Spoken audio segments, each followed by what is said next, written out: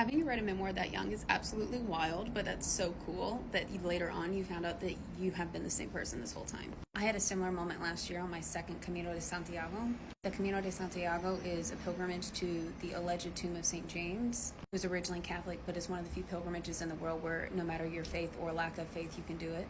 I did the first one across Spain when I was 18, and then I did this one up Portugal last year. And I had done a lot of reflection before I went on, like, wow, I was a completely different person. When I was 18, I certainly wouldn't know that I'd get a Ph.D, that I'd do all this work, that I'd have all these changes in my life, all the learning I would do, but also the unlearning. And last year I was at this kind of now what phase of my life. Like, I finished the doctorate, I've done all the things I'm supposed to do that I didn't think I'd ever do. I was raised to be a Catholic housewife, I like to tell people, and I clearly haven't done that.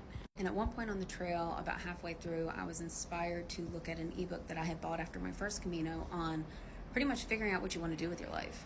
And one of the exercises was think of things you enjoyed to do as a child.